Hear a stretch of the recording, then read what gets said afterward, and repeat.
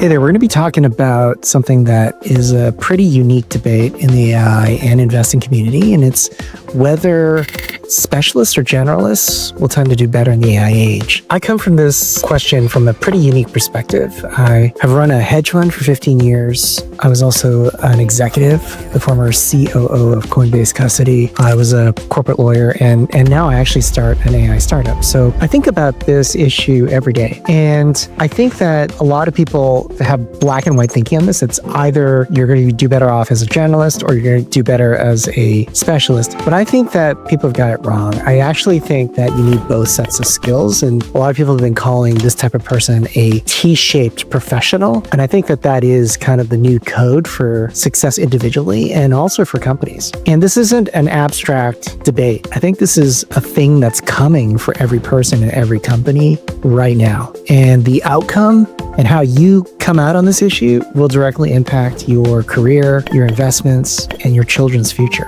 So if you like this type of analysis and you want to hear more about these types of topics, please hit subscribe. So the most popular and I think wrong narrative is that with AI, the generalist is now the king, that specialists are now at a disadvantage and generalists have all the power. And this is a super popular answer, and it's also an answer I think is wrong. To be clear, AI absolutely unlocks knowledge, right? Like the barrier to entry is pretty much zero for even super specialized knowledge. And anybody now, theoretically, if they take the time, they can research and figure out how to do a complex task with basically no time. Just 5-10 minutes of deep AI research and maybe 20 minutes of reading. You can get up to speed on stuff really quickly, and the AI can help you iterate and help you. But I want to use an example that I think will show the promise of AI and the limitations. So the example I want to show you is a new company that needs to draft a employee handbook. And let's say you're a company in California where there's a lot of regulation.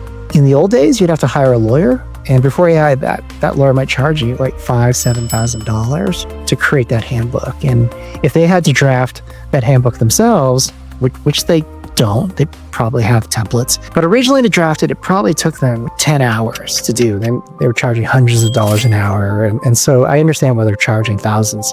But in the AI age, you could draft that handbook in like 20 minutes, 2 minutes to draft it, another 15, 20 minutes to revise it. And that level of leverage and that ability to put something together super quickly is unprecedented. The data really backs this up. There was a Harvard Boston Consulting Group study said that found that consultants using AI were 12% more productive, 25% faster, and their work was 40% higher quality. In the work that I do as an AI startup in technology, I think it could be even more. And when I think about the productivity gains that I've experienced as a hedge fund manager, the work is probably because we use very specific processes, we can do it like 10x faster. So given this, information isn't the edge. There's a huge shift from specialists hoarding knowledge to people being able to charge a lot of money by being able to connect the dots. So going from hoarding knowledge to connecting knowledge. And I think this makes it a lot clearer why specialists are not obsolete. You could think of AI as a remix machine. LLMs have all human knowledge, but it's all historical knowledge. Sure, it can create, quote, new things, but they're really just remixes, just taking old stuff and kind of blending it together. It's not actually new art or knowledge. The other issue with AI is it's really great to get you, 90% of the way there, maybe 95% of the way there, but AI has a last mile problem. AI doesn't have judgment. It just essentially regurgitating stuff it thinks it knows. And the AI is not accountable. If the AI screws something up, good luck suing Google or OpenAI. So that last mile problem, getting you from 95% or 99% to 100%, that's where the specialist steps in. In the future, the specialist is going to be the person that prevents catastrophic failure. They're the ones that are going to own the last mile in high stakes situations. And so just to amplify on that analogy, you could think of AI as like a DJ if this was music. they've got all the, CDs or records, and they've got streams of all music, and they're mixing it together. But they're not real artists in the sense of songwriters who are creating new songs and new genres of music, at least not yet. The new moat for individuals and for companies will be the companies that can take their specialist edge and basically leverage AI to really, really connect the dots and to be the arbiter of what is best to go that extra mile. I want to shift gears a little bit to investing. And there are a lot of companies out there that argue or they say they're using AI. Obviously, every company is saying they're using AI. But I got to say that the companies that will succeed in the future are ones that already have a super strong economic moat. Like a company like NVIDIA is a great example. I mean, or any chip company, AMD, even Intel, they can do one thing really, really well, and then they can easily use AI to basically amplify their moat and to innovate.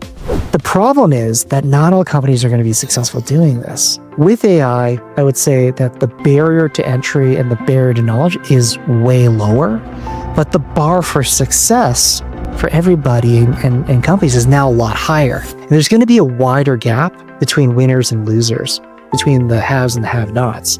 The middle, that's being carved out. Tech companies have a huge edge.